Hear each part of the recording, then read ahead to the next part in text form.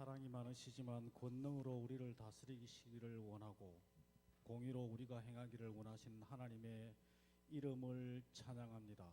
하나님 아버지, 저희들 주의 이름으로 모인 오늘 이곳에 주님의 영광이, 주님의 사랑이, 주님의 은혜가 물이 바다를 덮은같이 구름이 산을 덮은같이 우리에게 이 교회에 가득 충만하기를 원하옵고 살아계신 나의 구주 예수님 이름으로 감사하며 기도하옵나이다. 아멘.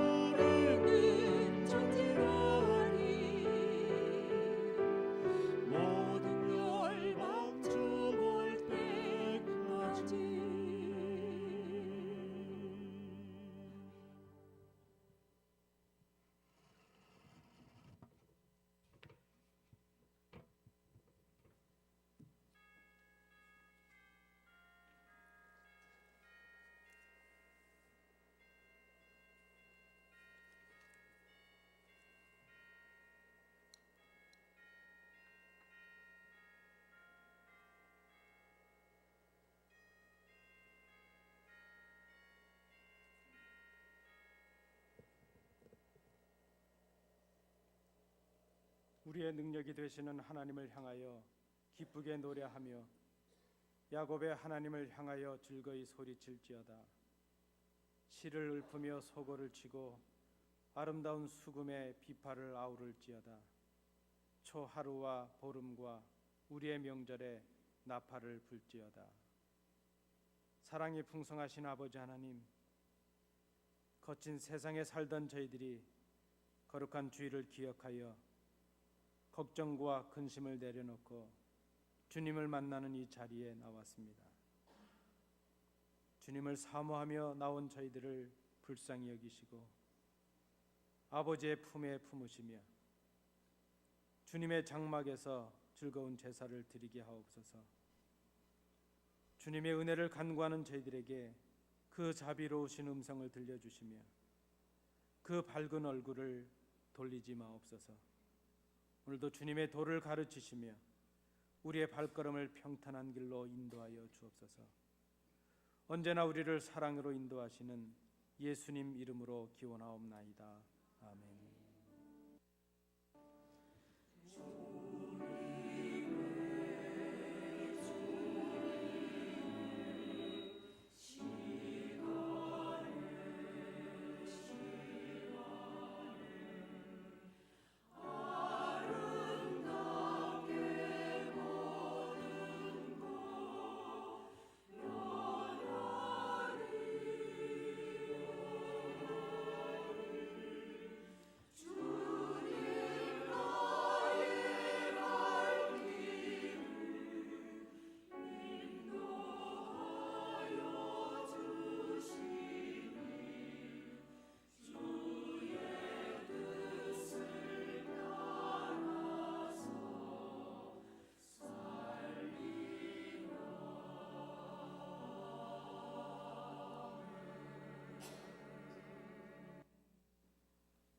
은혜가 풍성하신 아버지 하나님, 우리의 죄를 씻기 위하여 십자가를 지신 주님을 바라보며 저희들이 겸손한 모습으로 섰습니다. 성결을 사랑하시는 아버지여, 우리의 더러운 생각과 언행을 용서하여 주옵소서. 지난 한 주간 저희들은 누추하고 어리석은 생각과 희롱의 말로 하나님의 영광을 가리는 삶을 살았습니다. 세상과 어울려 지내면서 하나님의 자녀다운 성결한 모습을 드러내지 못했습니다. 음행과 온갖 더러운 것과 탐욕은 이름조차 부르지 말라 하셨지만 저희들은 오히려 그 죄악된 것을 즐기고 추구하며 살았음을 고백합니다. 주님의 제자임을 자처하면서도 정작 주님을 본받아 행하지는 못했습니다. 아버지여, 생각도 나지 않는 죄들이 얼마나 많은지 모릅니다. 저희들의 모든 죄를 회개하오니 용서하여 주옵소서. 이제부터는 하나님 앞에서 향기 나는 인생을 살아갈 수 있도록 저희들을 붙잡아 주옵소서. 이제는 아버지와 나만이 알고 있는 그 은밀한 죄를 인하여 묵묵히 참회의 기도를 계속드립니다.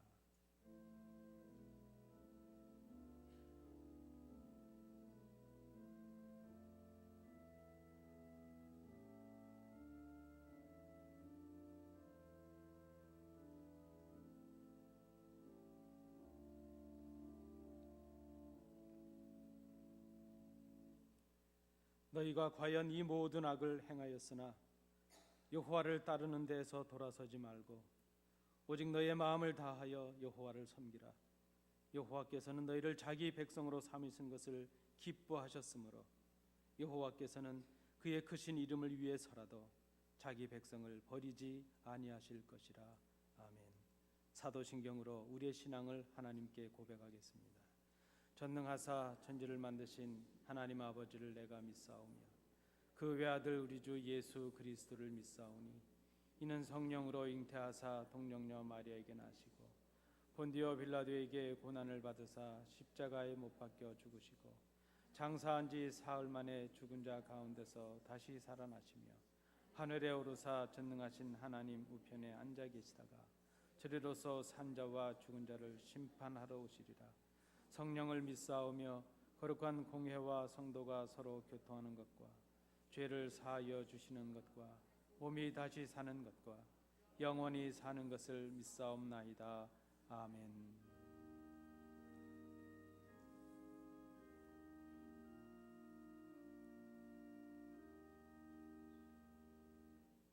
자리에 앉으셔서 교동문 38번 시편 92편 부분을 함께 교독하시겠습니다. 교동문 38번입니다.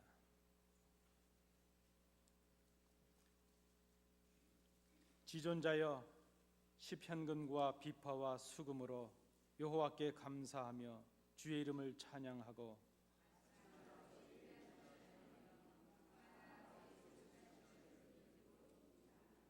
여호와여, 주께서 행하신 일로 나를 기쁘게 하셨으니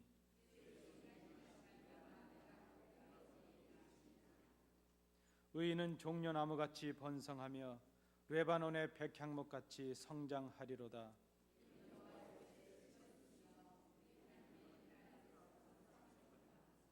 그는 늙어도 여전히 결실하며 진액이 풍족하고 빛이 청청하니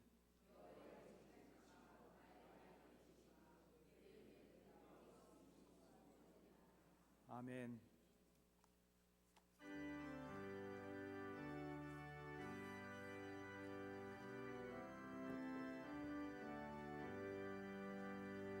주 없이 살 수 없네 죄인의 구주여, 그 귀한 보배 피로 날 구속하소서.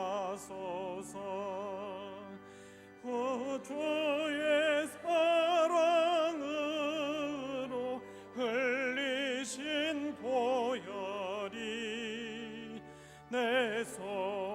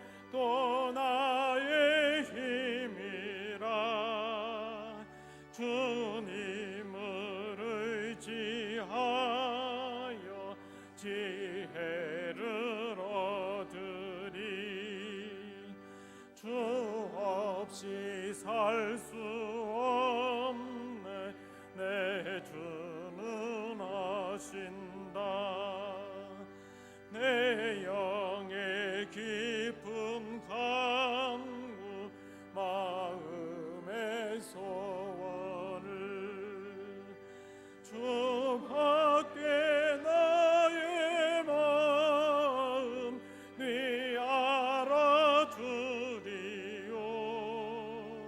내 마음 위로하사 평온케 하시네 주 없이 살 수 없네 세월이 흐르고 이 깊은 고독 속에 내 생명 끝나도 사나운 풍랑일 때 날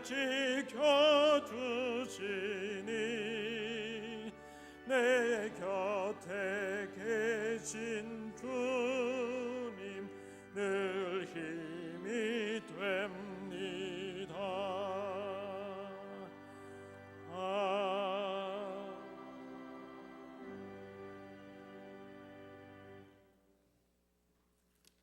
기도하시겠습니다. 하늘에 계신 아버지 하나님, 은혜와 사랑을 감사합니다. 온 인류의 아버지가 되시고 저희들의 구원이 되시며 저희들의 육신의 아버지는 잠시 이 세상에서 헤어질 수밖에 없지만 아버지께서는 우리의 영원하신 아버지가 되시는 것을 저희들이 믿습니다. 또한 저희들의 소망이 되시는 하나님 아버지, 그 크고 높으신 이름을 저희들이 송축합니다. 늘 선하심과 인자하심이 영원하신 하나님께 감사와 찬양을 드립니다. 날마다 분초마다 졸지도 아니하시고 주무시지도 아니하시며 저희들의 영혼과 삶을 지켜주시는 신실하신 아버지께 감사와 영광을 돌립니다. 저희들의 믿음이 연약하여 때때로 저희들이 방황하고 실족할지라도 저희들이 혹은 사망의 음침한 골짜기를 걸을지라도 저희들을 잡으신 손을 결코 놓지 아니하시고 저희를 끝내 아버지의 은혜의 자리에 인도하시는 하나님께 감사와 영광을 돌립니다. 아버지 하나님, 저희들이 지나온 것을 생각해 보면 모든 것이 하나님의 은혜고 하나님께서 주신 것을 받은 것뿐입니다. 하나님, 이 은혜를 생각하면 저희들이 이 세상에 살면서 범사에 하나님을 한시도 인식하지 않고 살 수 없는 저희들이지만 저희들이 부딪히는 세상의 염려와 근심과 유혹으로 말미암아 저희들이 하나님의 은혜를 저버리고 저희들의 생각과 저희들의 상식과 저희들의 의에 따라서 자행자지하며 살 때가 많았습니다. 연약한 저희들을 이 시간 불쌍히 여겨주시옵소서. 아무리 저희들이 말씀을 붙들고 주님과 동행하기를 몸부림치며 노력하여도 저희들은 이를 할 수가 없습니다. 하나님 아버지, 저희들이 참 모든 죄를 단절하고 의롭게 살려고 아무리 마음 먹고 노력해도 결국 저희들은 죄 가운데 머물러 있는 것을 저희들이 발견합니다. 아버지, 저희들의 연약함을 기억해 주시고 이 시간 저희들을 불쌍히 여겨 주시옵소서. 도무지 저희들은 참으로 구제에 불능한 저희들이지만 하나님께서 저희들을 사랑하시사 아끼시고 사랑하시는 독생자를 이 땅에 보내주셔서 율법 외에 하나님의 한 의를 저희에게 나타내 주셔서 아무 공로 없는 저희들로 하여금 값없이 의롭다 하심을 얻는 귀한 은혜를 주신 것을 감사합니다. 하나님, 저희들이 이 은혜를 생각하면 그 은혜가 너무도 크고 놀라워 우리는 아무 말도 할 것이 없습니다. 하나님 아버지, 이 시간 저희들이 이 은혜를 인하여 또 그 은혜를 힘입어서 이 자리에 모였습니다. 아버지 하나님, 저희들로 하여금 다시 한번 하나님의 구원의 은혜를 확증하는 이 시간 되게 하여 주시옵시고 그 은혜를 기뻐하고 감격하며 기념하는 이 예배가 되게 은혜를 내려 주시옵소서. 하나님 아버지, 저희들의 교회를 축복해 주신 것을 감사합니다. 32전의 역사, 여러 가지의 시련과 갈등의 세월도 있었습니다만 하나님께서 저희들을 은혜 가운데 인도해 주시고 이렇게 자라게 해 주신 것을 감사합니다. 하나님 아버지, 금년도 이 남은 모든 시간 하나님께서 그 은혜와 귀한 말씀으로 저희들을 인도해 주시옵시고 이 교회의 평안을 허락해 주시옵소서. 아버지 하나님, 저희들로 하여금 날마다 하나님과 주님과 더욱 깊은 교제를 갖게 하여 주시고 이 교제 위에 성도들의 사랑과 그 이해가 더 깊어지는 사랑의 공동체로 크게 자라게 하여 주시옵소서. 아버지 하나님, 이 한 지붕 앞에 아래 예배하는 언약교회도 기억해 주시옵시고 동일한 은혜로 함께하여 주시옵소서. 하나님 아버지, 저희 가운데 참으로 인생의 어려운 일을 당하여 어렵고 힘든 길을 걸어가는 성도들 있습니다. 아버지 하나님, 저들을 위로해 주시옵시고 이 광야의 길을 홀로 가지 않게 붙들어 주시옵소서. 아버지 하나님, 저들로 하여금 환난 중에 찾으며 기도에 더욱 힘쓰며 하나님의 때를 기다리는 큰 믿음을 허락해 주시옵소서. 하나님 아버지, 이 시간 동안 저희들에게 이 준비된 말씀을 선포하실 때 이 말씀을 하나님께서 크게 축복해 주시옵시고 저희들에게 큰 은혜와 능력의 말씀이 되게 역사하여 주시옵소서.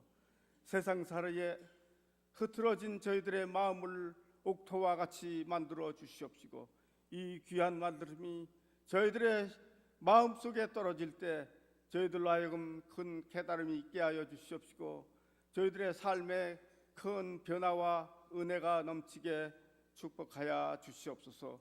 모든 말씀을 예수님의 이름으로 기도드리옵나이다. 아멘.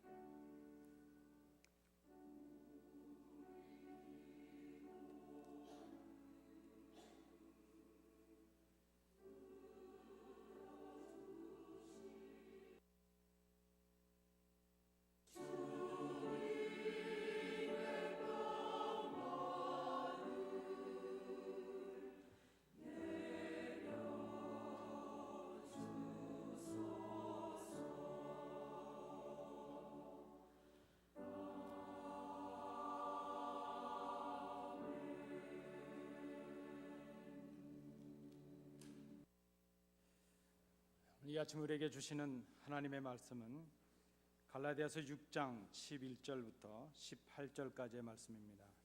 신약성경 309면입니다.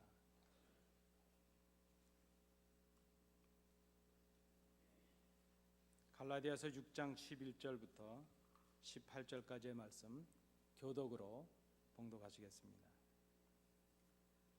내 손으로 너희에게 이렇게 큰 글자로 쓴 것을 보라.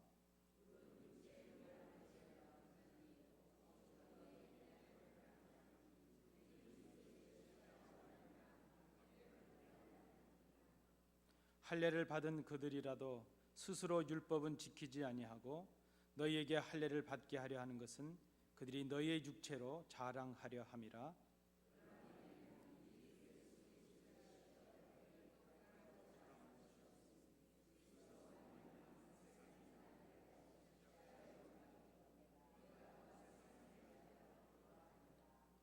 할례나 무할례가 아무것도 아니로되 오직 새로 지으심을 받는 것만이 중요하니라.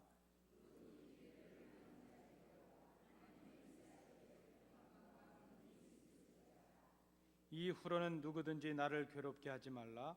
내가 내 몸에 예수의 흔적을 지니고 있노라.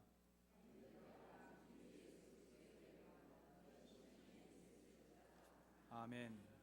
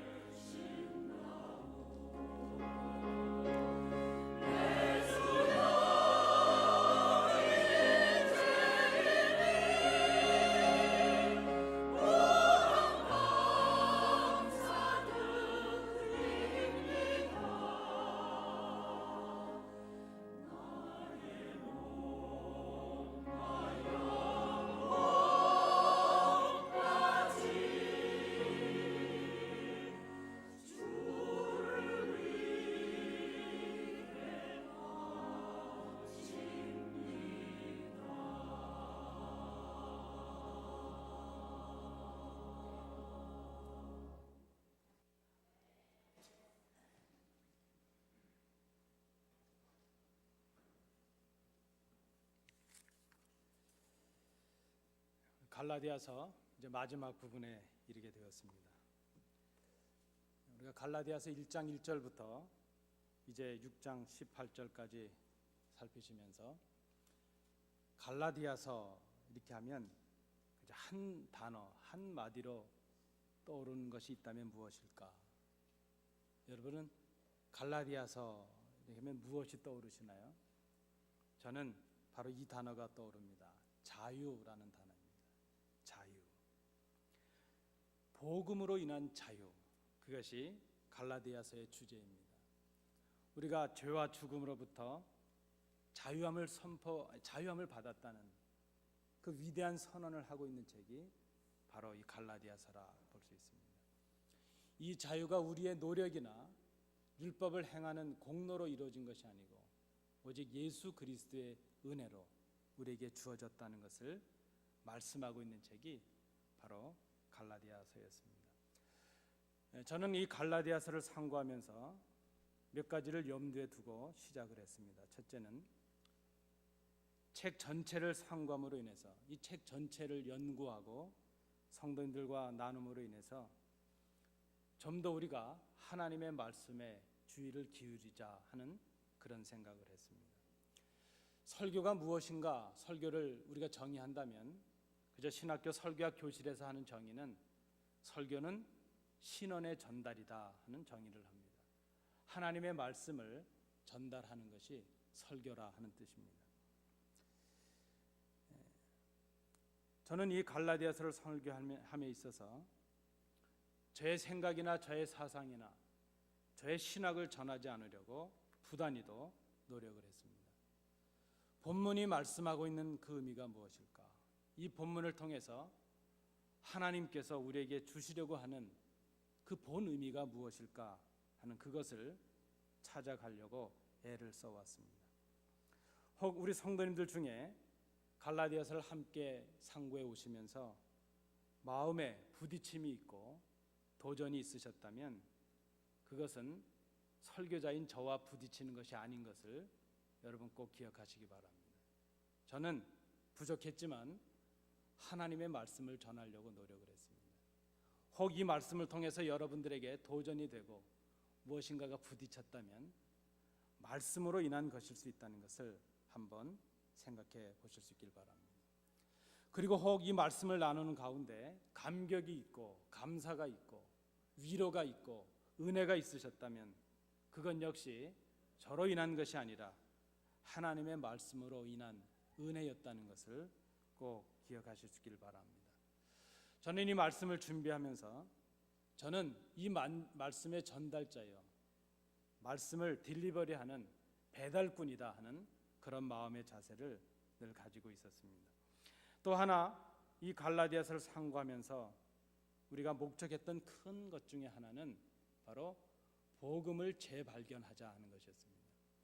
우리가 로마서를 믿기 시작하는 초신자들에게 주는 말씀이라고 한다면 이 갈라디아서는 이미 믿은, 이미 복음을 받고 구원을 경험한 기존의 교인들, 성도들에게 준 말씀이라 이렇게 생각을 해볼 수 있습니다. 그래서 이 말씀을 상고하는 중에 우리가 이미 들었던 복음을 빼앗긴 것, 이미 우리가 가지고 있었던 그 첫사랑과 바른 믿음을 빼앗긴 것, 그것을 회복하기 위해서 이 말씀을 상고하는 목적이 있었습니다. 복음의 각성을 통해서 율법적인 신앙으로부터 복음적인 신앙으로 돌아가는 것, 우리의 공로와 우리의 행위를 자랑하던 것에서 그리스도의 은혜만을 자랑하는 그런 바른 신앙으로 돌아가는 것, 그것이 갈라디아서를 상고하는 큰 이유 중에 하나였다는 그런 말씀입니다. 저는 그래서 이 말씀을 나눌 때에 성경적이고 복음적인 내용이 되도록 노력을 했습니다. 여러분, 우리가 보통 복음적이다 혹은 성경적이다 이렇게 말할 때는 성경의 내용을 많이 말하면 그것을 성경적이다, 복음적이다 그렇게 말하지는 않습니다. 우리가 굳이 복음적 설교 혹은 성경적 설교라 하는 그 말은 성경의 본문을 복음적으로 해석하고 복음적으로 적용할 때 그것을 복음적인 설교라 이렇게 말합니다. 결국 복음적이라는 것은 어떤 본문이 주어지든 간에 그 본문을 예수 그리스도와 십자가의 구원으로 재해석할 수 있는 것, 그리스도의 은혜로 재해석하는 것, 그것을 우리는 복음적인 설교라 그렇게 말합니다. 그러므로 갈라디아서는 세상에서 지치고 실망한 우리들에게 주시는 하나님의 위로의 음성입니다. 복음의 첫사랑을 빼앗기고 잘못된 신앙에 서 있는 우리들에게 주시는 하나님의 사랑의 권면인 것을 우리가 다시 한번 생각해야 될 것입니다. 우리의 힘과 능력으로 어찌할 수 없는 우리의 구원의 문제, 죄의 문제, 우리의 생의 문제를 이제는 주님께 맡김으로 온전히 자유케 하시는 주님의 능력을 힘입는 것, 그것이 우리가 갈라디아서를 상고하는 목적이었다 하는 것입니다. 여러분들도 그러하시고 부족한 저도 그러하고 우리는 평생을 예수를 믿고 있는 사람들입니다. 그런데 여러분, 예수를 믿는다고 하는 것은 율법의 종이 되는 것을 말하는 것이 아닙니다. 복음으로 인한 자유인이 되는 것을 말합니다. 얼마나 오래 교회 다녔는가, 얼마나 예수를 믿어왔느냐, 얼마나 많은 것으로 봉사하고 섬겨왔느냐, 그것보다 더 중요한 것이 있다면 지금 내가 예수를 어떻게 얼마나 바르게 믿고 있느냐, 그리고 그의 삶이 얼마나 예수를 믿는 사람으로서의 삶을 살아가고 있느냐 하는 것이 참으로 중요합니다. 그런 의미에서 이 갈라디아서는 복음을 위한 교과서라 이렇게도 말할 수 있겠습니다. 우리가 오직 그리스도의 은혜로 죄 사함을 받고 하나님의 자녀가 되었다는 것을 우리에게 선언합니다. 이제 우리가 하나님의 자녀다운 삶을 살아가야 된다면, 정말 하나님의 자녀들이 되었다면 이제는 더 이상 율법의 종이 아니라, 죄의 종이 아니라 하나님의 자녀로서 진정한 자유와 기쁨을 누리는 그런 성도들이 되어야 될 것입니다. 이것을 위해서 우리가 갈라디아서를 지금까지 상고해 왔습니다. 오늘 본문은 갈라디아서 전체의 결론에 해당하는 부분입니다. 사도 바울은 이 결론 부분에서 지금까지 모든 편지의 내용을 요약을 합니다. 그리고 마지막에 권면을 주고 있습니다. 그 노사도인 사도 바울의 사랑의 권면이 이 본문에 있습니다. 그리고 그의 그 마지막 권면과 축복은 바로 18절에 기록된 그 말씀입니다. 그리스도의 은혜가 너희 심령에 있기를 축복하노라. 이것이 바로 사도 바울의 갈라디아서를 마치는 마지막 축복이요 권면입니다. 그리스도의 은혜가 심령에 있는 사람, 그리스도의 은혜가 심령에 있다는 것이 무엇일까 하는 것을 오늘 본문을 통해서 우리가 세 가지로 생각을 해봅니다. 첫 번째는 사도 바울이 마지막으로 권면하는 우리 주 예수 그리스도의 은혜가 너의 심령에 있기를 원하노라, 그렇게 권면을 했는데, 그렇다면 그리스도의 그 은혜가 우리 심령에 거하는 것이 무엇일까 하는 것이죠. 첫 번째는, 여러분 저를 한번 따라해 주시겠습니까? 그리스도의 십자가를 부끄러워하지 않는 것이다. 예, 고맙습니다. 오늘 본문 11절부터 13절의 내용을 통해서 그렇게 정리를 해보았습니다. 그리스도의 은혜가 우리 심령에 있는 사람, 그 사람은 어떤 사람인가? 그리스도와 그리스도의 십자가를 부끄러워하지 않는 사람이라는 것입니다. 오늘 이 말씀을 구체적으로 나누기 전에 사도 바울은 11절에 오늘 결론의 서론격인 내용을 먼저 말씀을 합니다. 사도 바울은 11절에서 직접 자신이 지금 자기의 손으로 이렇게 큰 글자로 편지를 쓰고 있다 하는 것을 말합니다. 아마 많은 분들이 이 11절을 해석하면서 이렇게 해석을 합니다. 사도 바울은 보통 편지를 대피를 시켰습니다. 이미 사도 바울은 오랜 박해와 또 건강의 문제로 인해서 직접 편지를 쓸 수 있는 형편이 안 되었을 것입니다. 주로 사도 바울은 이제 자기를 돕는 사람을 옆에 두고 편지의 내용을 말로 합니다. 그러면 옆에 있는 사람이 그것을 받아서 적었다는 것입니다. 그런데 지금 이 부분에 와서는 사도 바울이 대필 하던 것을 중단하고 직접 지금 자기의 손으로 쓰고 있습니다. 건강도 좋지 않습니다. 특별히 사도 바울은 안질이 심해서 눈이 좋지 않았을 것입니다. 건강도 약합니다. 박해로 인해서 몸도 쇠약합니다. 그래서 지금 그의 글씨가 자연스럽게 큰 글씨가 되었을 것입니다. 아마 다른 의미로는 그저 큰 글씨로 쓴다 하는 이 말 속에는 강조의 의미도 있을 것으로 보여집니다. 어쨌든 아주 중요한 내용을 말하기 위해서 사도 바울은 불편한 몸에도 불구하고 지금 갈라디아 교인들을 향해서 큰 글씨를 쓰면서 이 편지를 전하고 있습니다. 그만큼 중요한 내용을 담고 있다는 것입니다.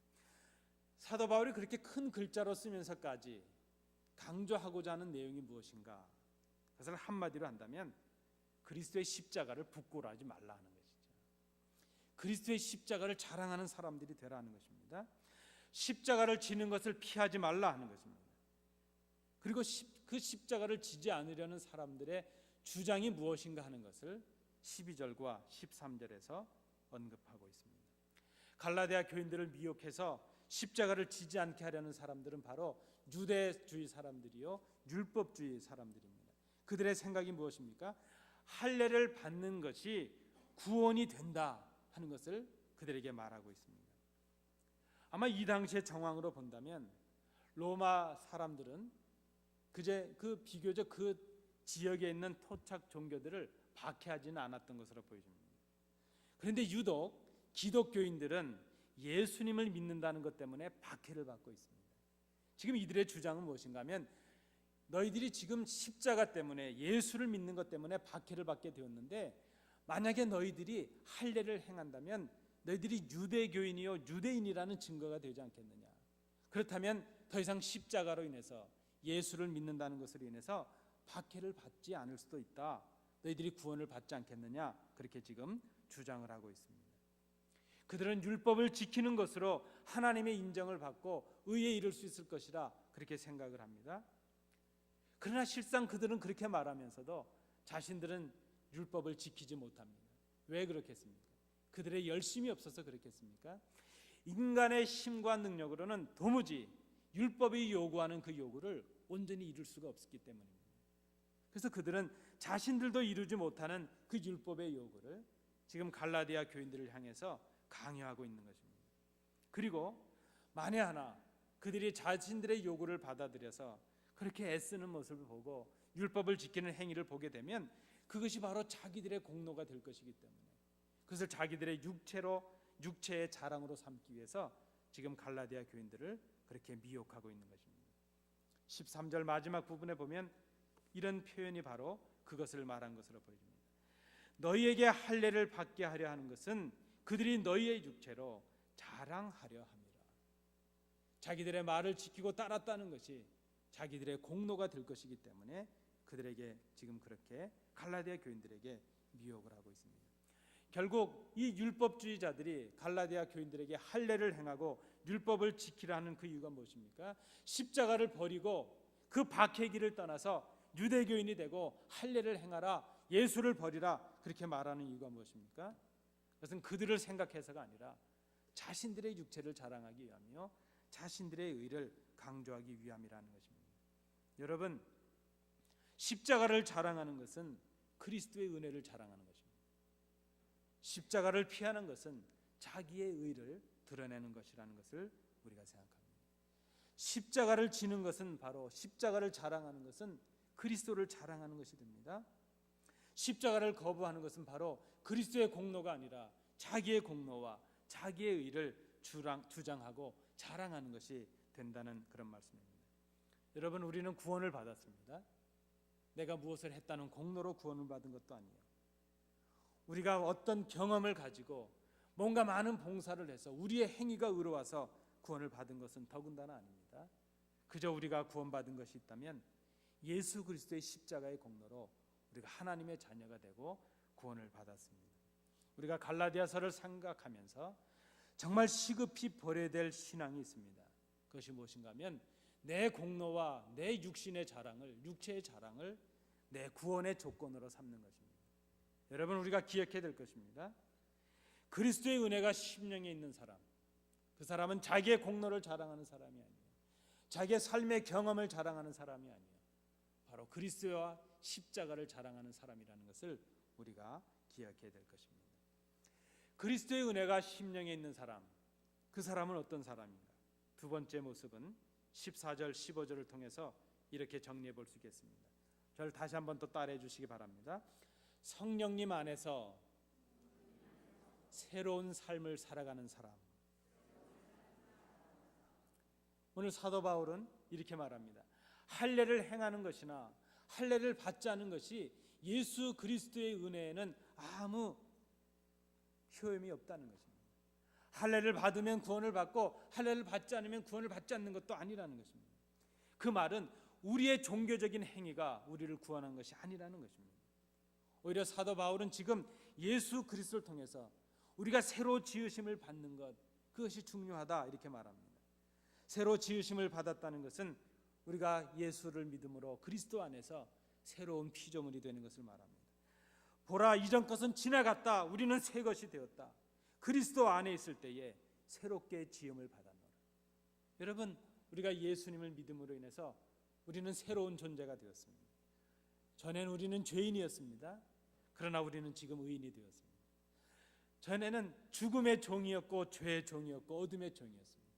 그러나 이제는 빛의 자녀가 되었고 하나님의 상속자들이 되었습니다. 율법 안에 우리의 행위와 우리의 공로로 인한 것이 아니라 값없이 주시는 그리스도의 은혜로 인해서 우리가 죄 사함을 받고 하나님의 자녀가 되었습니다. 할례를 했느냐 할례를 하지 않았느냐, 우리의 종교적인 의식이 문제가 아니었다는 것입니다. 우리의 종교적인 행위가 우리를 새롭게 하지 못합니다. 우리가 수십 년 예수 믿었다는 우리의 경험과 우리의 그 행동들이 우리의 구원을 보장하는 것이 아닙니다. 여러분, 우리가 이것을 기억해야 될 것입니다. 우리가 가진 신앙의 경험들이 우리를 구원한 것이 아닙니다. 지금 우리가 예수 그리스도를 어떻게 고백하고 있느냐, 우리가 지금 그 예수님을 어떻게 믿고 있느냐, 그것이 중요하다는 것입니다. 우리의 공로를 드러내기 위한 우리의 봉사와 우리를 자랑으로 드러내기 위한 헌신이라면 그것은 우리를 전혀 새롭게 하지 못한다는 것입니다. 그런 마음으로 하는 열심과 그 수고도 우리를 전혀 새롭게 하지 못합니다. 오직 우리의 심령이 새로워지는 것은 십자가 위에 달리신 그리스도의 능력으로 우리가 그 예수님을 입술로 시인하고 마음으로 믿을 때에 우리의 심령이 새로워지고 우리가 하나님의 자녀가 되었다는 것을 생각합니다. 우리가 새로운 피조물이 되는 것, 그것은 우리의 행위로 인한 것이 아니고 우리의 노력으로 인한 것이 아니고 오직 예수 그리스도의 은혜요, 오직 십자가뿐인 것을 우리는 생각해야 될 것입니다. 그래서 그리스도 안에서 새롭게 태어난 사람은 이제는 더 이상 세상의 방법과 세상의 가치로는 살아갈 수 없는 사람이 되었습니다. 바울은 그래서 14절에서 이렇게 고백합니다. 그리스도께서 십자가에 못 박힘으로 세상은 나에 대해서 죽었고 나도 세상에 대해서 죽었노라. 나는 세상을 버렸노라, 그렇게 말하고 있습니다. 그리스도의 십자가의 그 구원이 나에게 생명이 되었고 이제 내가 세상에서 누렸던 그 부귀와 영화는 이제 더 이상 나에게 아무 의미가 없게 되었다, 그렇게 고백하고 있는 것입니다. 세상의 방식과 세상의 가치, 그 중요했던 것들을 다 버려버렸습니다. 이제 그가 자랑할 것이 있다면 그리스도와 그리스도의 십자가 외에는 없게 되었습니다. 그리스도의 십자가가 그를 새로운 존재, 새로운 피조물이 되게 했기 때문입니다. 우리가 그리스도와 그리스도의 십자가를 자랑해야 될 이유가 바로 여기 있습니다. 우리가 새로운 심령이 되고 새로운 피조물이 되어서 하나님의 자녀가 된 그 유일한 길이 바로 그리스도와 그리스도의 십자가를 통해서 가능했기 때문입니다. 그리스도의 은혜를 가슴에 품은 사람, 그 사람은 예수 그리스도로 인해서 새로운 삶을 살아가는 사람이라는 것을 우리가 생각해야 될 것입니다. 마지막 세 번째로, 그리스도의 은혜를 가슴에 품은 사람은 어떤 사람인가? 오늘 본문 17절 말씀을 통해서 이렇게 정리해 보았습니다. 한 번 더 따라해 주시길 수 있기를 바랍니다. 예수님의 흔적을 가진 사람. 예, 여러분 고맙습니다. 그리스도의 은혜가 우리의 심령에 있게 하는 것, 그것은 오늘 사도 바울의 표현을 빌린다면 예수 그리스도의 흔적을 우리 몸에 갖는 것이라는 것입니다. 예수님의 흔적을 갖는다는 것은 십자가만을 자랑하는 사람들의 삶의 특권일 수도 있습니다. 근데 사실 여러분, 이게 그리스도의 흔적을 갖는다는 것은 그리스도의 소유가 되었다는 것을 말합니다. 이게 흔적이라는 단어가 스티그마라는 단어가 있습니다. 이 단어는 원래 어떤 때 쓰이는 단어인가 하면, 이제 목장에 짐승들이 많은데 다른 사람의 짐승들과 섞이지 않기 위해서 쇠붙이를 달궈 가지고 그 짐승들의 몸에 지져서 도장을 찍는 것이죠. 인두로 지져서 이 동물은 우리 목장의 소유다 하는 것을 이제 구별하는 것입니다. 바로 우리가 예수님의 흔적을 갖는다는 것은 예수 그리스도의 보혈의 공로로 인해서 우리가 예수님의 소유가 되었다는 것을 스스로 인정하는 것을 의미합니다. 바울은 복음을 위하여 육신의 고초를 겪었습니다. 복음을 위해 수고한 이 바울은 얼마나 많이 옥에 갇혔는지 모릅니다. 얼마나 많이 매를 맞았는지 모릅니다. 죽을 뻔했던 위기를 얼마나 많이 겪었는지 모릅니다. 그럼에도 불구하고 그가 붙잡았던 것은 그의 생에서 그 십자가를 지는 것이었습니다. 왜 이것이 가능했을까? 그는 예수님의 흔적을 그의 심중에 가졌기 때문입니다. 그는 잊을 수가 없습니다. 다메섹 도상에서 만나서 자신에게 그 복음의 회방자요 핍박자였던 자신을 복음의 일꾼이 되게 하고 하나님의 사도가 되게 하셨던 그 주님의 그 감격을 잊을 수가 없습니다. 주님께서 십자가를 지시면서까지 구원을 허락해 주셨던 그 사랑과 은혜를 잊을 수가 없습니다. 그래서 사도 바울은 그 예수님의 십자가의 흔적을 자기 가슴에 품었습니다. 그는 예수님께서 걸어가신 고난의 길, 십자가의 길을 묵묵히 걸었습니다. 복음을 위하여 당하는 그 고난을 바로 예수님의 흔적으로 겸손하게 받았다는 그 말씀입니다. 이것은 그가 가졌던 영광의 상처일 수도 있겠습니다. 주를 위하여 당하는 고난, 복음을 위하여 예수를 위하여 당하는 고난, 바로 그것이 사도 바울에게는 십자가의 흔적이요 예수님의 흔적이 되었습니다. 바울은 자신을 새롭게 하신 그리스도를 잊을 수가 없었습니다. 왜 그렇습니까? 그의 심령에 예수 그리스도의 흔적이 남겨져 있었기 때문입니다. 여러분, 그런데 오늘 본문에 보면 17절 중반에 이제는 그 어떤 고난도 역경도 두려워하지 않을 것 같던 사도 바울이 나에게 지금 큰 괴로움이 있다 이렇게 고백을 하고 있습니다. 17절 말씀에 보면 이후로는 누구든지 나를 괴롭게 하지 말라. 내가 내 몸에 예수의 흔적을 지니고 있노라. 아니, 이제 더 이상 두려움도 없고 부족한 것도 없고 더 이상 바랄 것도 없는 사도 바울이 그의 심중에 큰 괴로움이 있다 이렇게 지금 고백을 하고 있습니다. 어떤 괴로움이었을까? 그것은 지금 그가 당하고 있는 고난과 역경 때문이 아닙니다. 박해를 받는다는 것 때문이 아닙니다. 복음을 전하다가 받는 어려움이 지금 그의 괴로움이 아닙니다. 지금 노년의 바울로 하여금 이렇게 괴로움을 갖게 하는 그 한 가지 이유가 있습니다. 그것은 바로 자기의 믿음의 자녀들과도 같은 갈라디아 교인들이 그 바른 믿음에서 떠나서 잘못된 가르침에 미혹되어 잘못된 믿음에 서 있다는 것, 그것이 지금 이 사도 바울에게는 큰 괴로움이 되었다는 것입니다. 그래서 지금 그 육신의 노쇠함을 무릅쓰고 큰 글씨를 써서까지라도 갈라디아 교인들에게 편지를 쓰고 있는 이유가 바로 여기에 있습니다. 사랑하는 성도 여러분, 여러분들은 지금 여러분들의 심령에 어떤 흔적들을 가지고 계십니까? 여러분, 아니면 상처를 가지고 계십니까? 그 상처가 그리스도로 인한 영광의 상처들이십니까? 바울은 자신이 식지 않는 복음의 열정을 가진 것처럼 갈라디아 교인들도 그 성도들도 그렇게 그리스도와 십자가로 인한 복음의 열정을 갖기를 소원하고 있습니다. 자신이 다메섹 도상에서 처음 만난 주님으로 인하여 평생을 복음의 일꾼이 되었던 것처럼 갈라디아 교인들도 처음 만났던 그 복음의 감격과 예수님의 감격을 회복하기를 원하고 있습니다.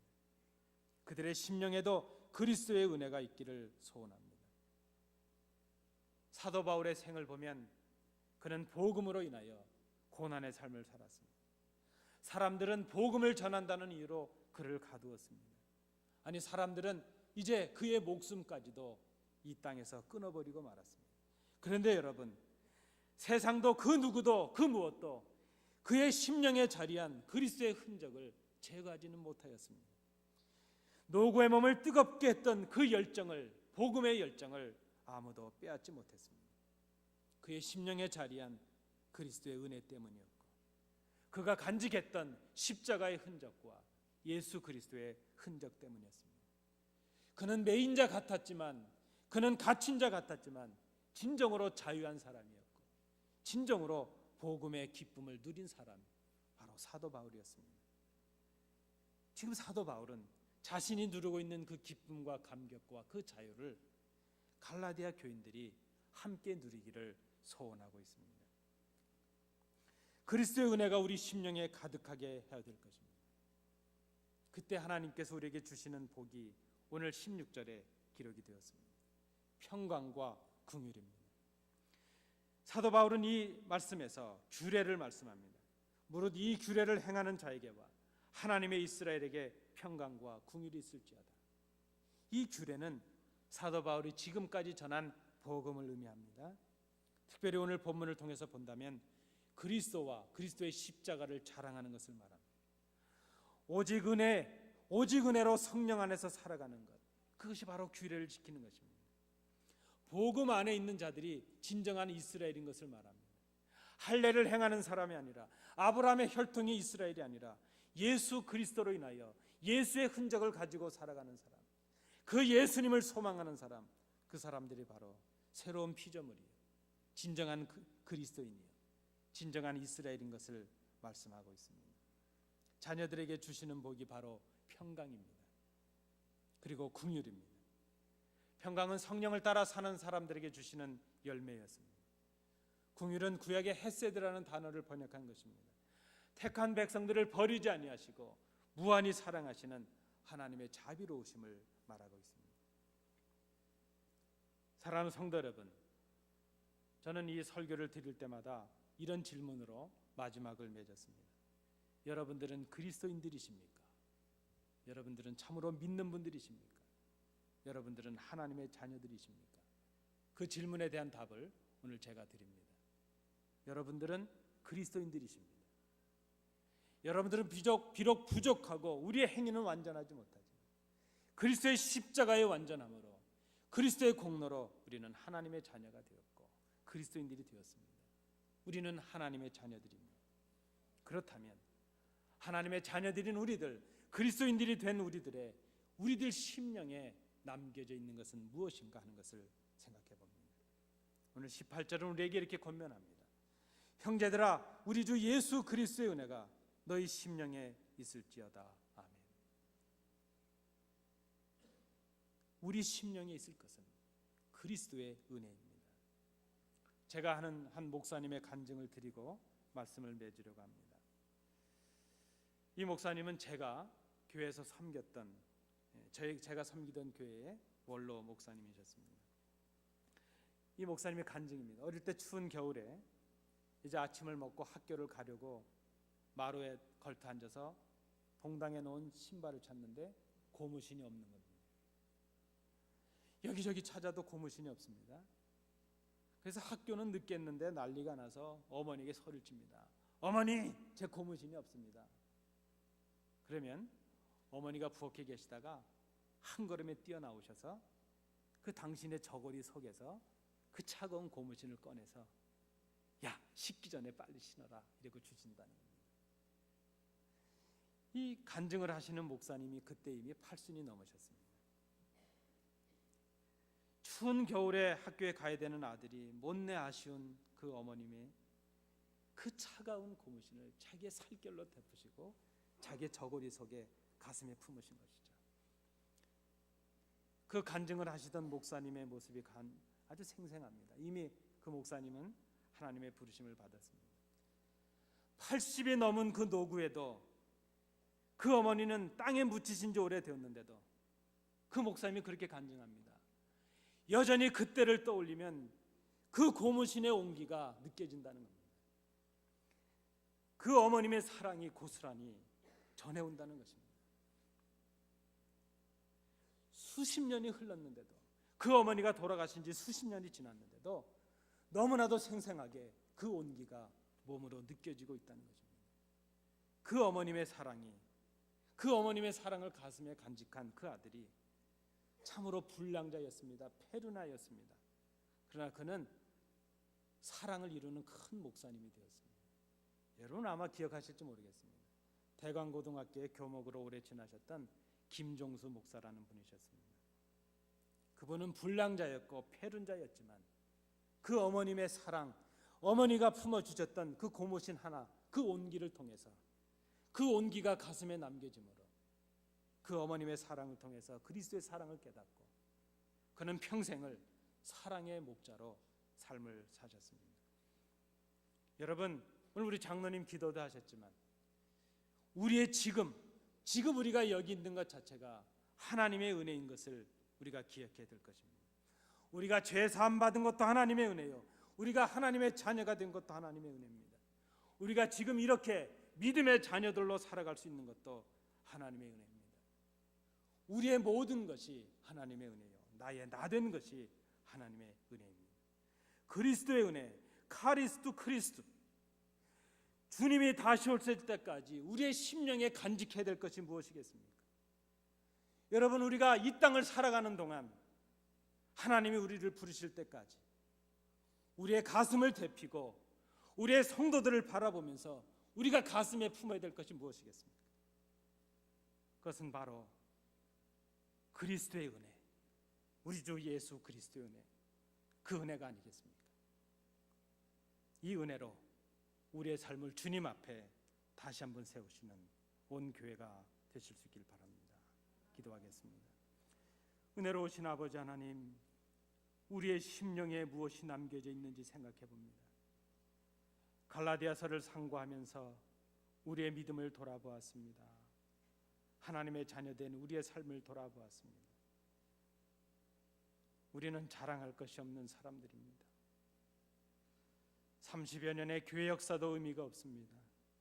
평생을 예수를 믿어왔다는 내 행위와 경험도 의미가 없습니다.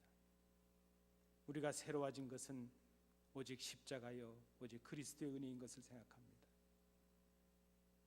아버지 하나님, 이제 우리의 심령 속에 그리스도의 은혜만을 남기는 저희들이 되게 하여 주옵소서. 예수님 이름으로 기도하옵나이다. 아멘.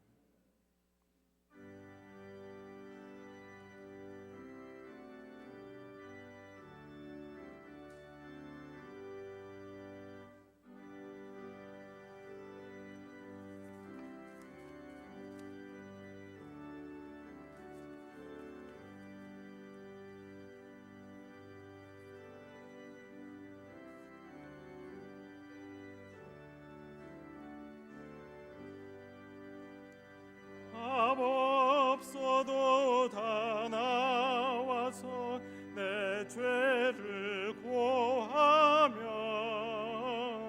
흰 눈보다 더 이도록 참 성결 얻으리. 나 믿노라 보혈의 공로를 없어도 피 흘리사 날 구원하셨네.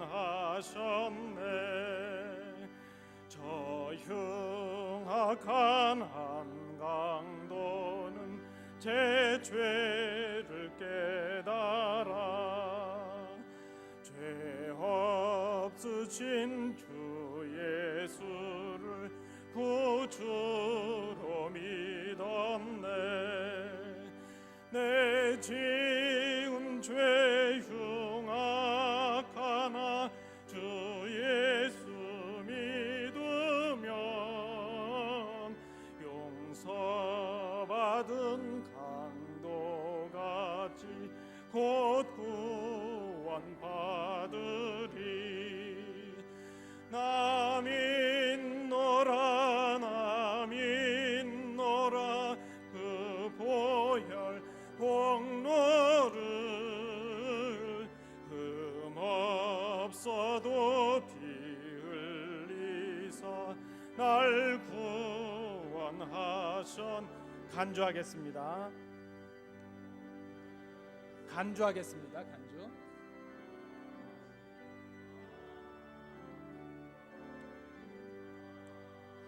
온 백성의 죄 사하신 하나님 어린 양 그 십자가 지심으로 온 인류 구했네. 영원한 새 나라에 다 같이 모여서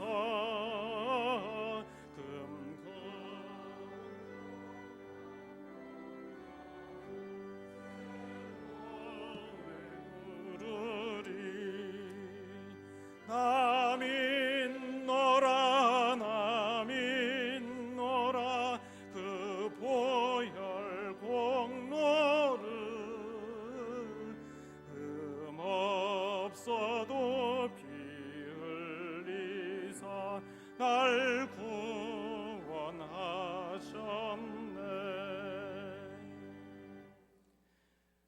은혜가 풍성하신 아버지 하나님, 저희들의 예배를 받으시며 저희들의 예물을 받으시며 저에게 말씀해 주심을 감사드립니다. 아버지 앞에 나와 저희들의 주인 되신 주님을 바라보며 이제 우리의 심령에 그리스도의 은혜를 담고 살아갈 것을 마음에 결단하며 이 예물을 아버지 앞에 드립니다. 우리의 중심과 정성도 함께 드려니 받아 주옵소서. 이 예물에 우리 성도들의 땀이 있고 수고가 있습니다. 눈물이 있고 기도의 제목들이 있습니다. 하나님 헤아려 주옵시고 하나님 크신 것으로 응답해 주옵소서. 그들의 가정과 기업 위에 복을 허락해 주심으로 더 많은 것을 드리는, 그리고 더 형통의 삶을 살아가고 더 많은 것으로 어려운 사람들을 도울 수 있는 복의 근원의 삶을 살아갈 수 있도록 인도해 주시옵소서. 이 예물이 하나님 나라와 영광을 위하여 그리스도와 십자가를 자랑하는 일에 선용되는 예물 되도록 구별해 주시옵소서. 감사드리며 예수님 이름으로 봉헌기도하옵나이다. 아멘. 감사합니다. 자리에 앉으시겠습니다. 우리 함께 예배에 참여하신 성도님들 인사하시겠습니다. 인사하실 때에 우리 주 예수 그리스도의 은혜가 당신의 심령에 가득하기를 축복합니다. 이렇게 인사하시겠습니다. 아이고 길다. 예. 고맙습니다. 예, 너무 길어서 못하시면 축복합니다. 그냥 그러셔도 됩니다. 감사합니다. 우리 성도님들 심령에, 가정 위에 그리스도의 은혜가 충만하시기를 간절히 원합니다. 우리 교회 생활은 주보를 참조해 주시기 바랍니다. 오늘 예배 참여하신 우리 함께 예배하신 낯선 분들이 많이 계시는데 메모가 올라왔습니다. 소개하지 말아달라. 아마 그저 좀 더 이렇게 은밀하게 믿고 싶은가 봅니다. 근데 그런 것도 귀한 것입니다. 왜 그러지? 왜 이렇게 다르지? 그게 아닙니다. 그 자체도 우리가 귀하게 이해할 수 있는 마음이 필요합니다. 근데 이 앞에 계신 두 분은 제가 소개하겠습니다. 우리 앞자리에 앉으셔서 아주 은혜롭게 찬송도 부르시고 또 말씀도 잘 경청해 주신 두 분은 우리 성가대에 계시는 허명희 집사님하고 너무나 닮으셨죠. 아마 언니와 동생분께서 한국에서 방문하셨는데 함께 네? 둘 다 언니분이세요? 죄송합니다. 예, 우리 예배 참여해 주셨는데 우리 박수로 한번 환영하시겠습니다. 감사합니다. 고맙습니다. 우리 모처럼 이렇게 오셨는데 좋은 여정 되시고 또 복된 시간들 가지시기 바랍니다. 우리 특별히 감사한 것은 우리 지난 주간에 등록하셨는데 사실은 이미 오래되셨고 우리 목사님께서는 그래서 저에게 교회 열심히 나오신다 이렇게 말씀해 주셨는데 저희가 이제 목사님 가정이기 때문에 따로 소개를 안 드리려고 했는데 우리 사모님께서 지난주에 저에게 정식으로 등록을 해달라 요청하셨습니다. 그래야 좀 구역 활동도 하시고 또 다른 활동도 하시니까요. 우리 이미 나오신 지는 오래되셨는데 등록해 주셨습니다. 우리 김병수 목사님, 그레이스 김 사모님, 우리 앞자리에 계신 우리 박수로 한번 다시 환영하시겠습니다. 네, 감사합니다. 우리 귀하지 않은 성도님들 어디 계십니까? 그런데 목사님이 나오시면 제가 든든해집니다. 우리 선배 목사님이 계시니까 제가 마음이 항상 든든함이 있습니다. 감사를 드립니다. 교회 생활 주보를 참조해 주시기 바랍니다. 우리 수요 예배, 새벽 기도회, 특별히 우리 수요 예배 때 이단들이 많이 사용하고 있는 그 말씀들을 우리가 지금 상고하고 있습니다. 우리가 지금 첫 번째는 14만 4천에 관해서 말씀을 나눴고, 두 번째는 시한부 종말론에 관해서 했는데 아주 기대되는 말씀들이 있습니다. 함께 참여하시길 바랍니다. 또 새벽 기도에도 힘써 주시기 바랍니다. 우리 금요 찬양 기도회가 아주 은혜롭습니다. 오셔서 기도하시고 찬양하시는 일에 참여해 주시기 바랍니다. 지난주부터 우리 10시 반부터 뉴스그룹 예배 또 성경 공부가 시작이 되었습니다. 위에서 기도해 주시고 또 자녀들을 기억하시고 보내주시기 바랍니다. 특별히 10월 25일 토요일 저녁 7시에 우리 교회에서 뮤지컬 공연을 하도록 그렇게 하겠습니다. 우리가 뉴욕 가까이 있으니까 가끔 이런 것도 해야 될 것 같습니다. 좋은 극단이 연결이 되었습니다. 그래서 이날 꼭 기억하셔서 미리 시간들을 내시고 참여하셔서 은혜 받으시는 그런 시간이 되시기 바랍니다. 중요한 것은 저녁 식사도 드립니다. 일찍 오셔서 식사하시고 함께 참여하시기 바랍니다. 또 감사한 것은 우리 커버넌트 교회에서 아마 연말에 그 랑카스트에 있는 그 연극을 이제 관람하기로 했던 것 같습니다. 그런데 우리 교회 어른들을 위해서, 우리 70세 이상 되신 분들을 위해서 좋은 그 시간을 만들고 또 자리를 만들었습니다. 그래서 교통편과 식사와 입장료가 70세 이상 되신 분들은 전액 무료랍니다. 그래서 오늘 사무실에 오늘부터 신청해 주시면 같이 가실 수 있습니다. 그런데 70세 이하가 되신 분들은 교통편은 무료고 식사도 무료인데 입장료는 본인이 30불을 내시면 그 나머지는 우리 교회에서 되도록 그렇게 하겠습니다. 그래서 다 같이 참여하셔서 또 좋은 여정이 되실 수 있길 바랍니다. 그런데 좌석이 한정이 되어 있습니다. 그래서 선착을 먼저 이 선착순을 좀 해야 되겠습니다. 지금 생각으로는 70세 이상 되신 분들이 먼저 하시고 그 나머지를 70세 이하 되신 분들이 쓸 수 있도록 그렇게 하겠습니다. 꼭 기억하시고 신청들 해주시기 바랍니다.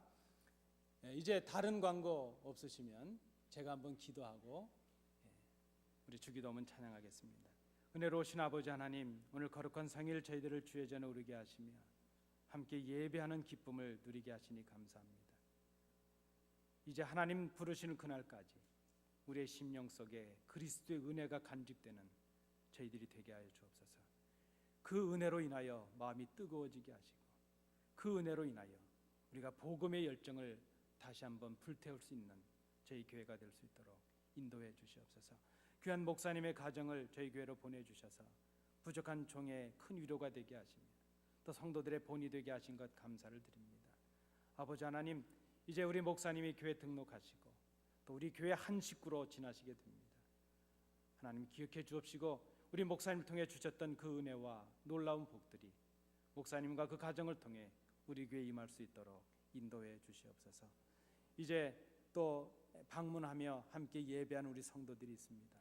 좋은 여정이 되게 하시고 또 하나님의 은혜를 누리며 사랑을 나누는 그런 좋은 여행이 될 수 있도록 도우시고 본연의 삶을 돌아갈 때도 하나님께서 인도해 주셔서 복된 가정, 믿음의 가정, 은혜가 충만한 가정들이 될 수 있도록 인도해 주시옵소서. 오늘 예배에 참여한 우리 모든 성도들을 기억해 주옵시고 이 자리를 사모하지만 함께하지 못하는 성도들이 있습니다. 출탄 우리의 가족들과 병약한 우리의 성도들을 붙잡아 주옵시고 어디에 있든지 무엇을 하든지 우리에게 주신 이 은혜를 동일하게 허락하여 주옵소서. 감사드리며 예수님 이름으로 기도하옵나이다. 아멘. 일어나셔서 주기도문 찬양하시겠습니다.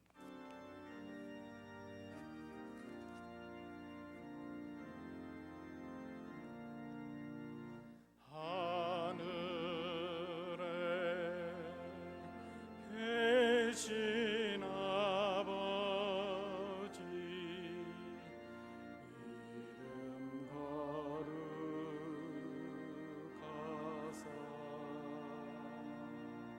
주님 나라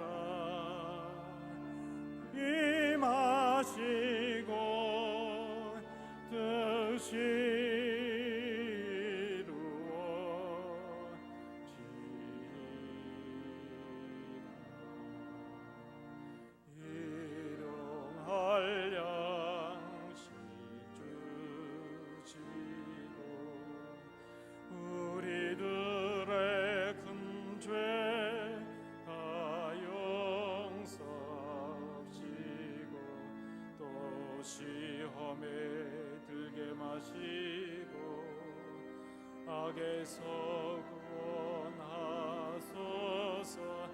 백해 주의 나라 주의 권세 주의 영광 영원히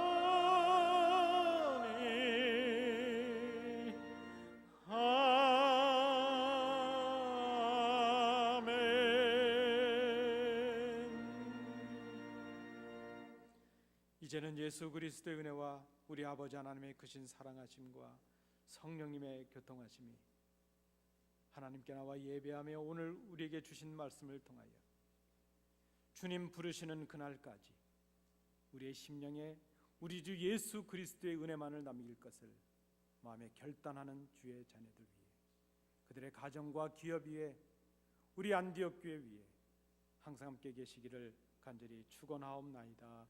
아멘.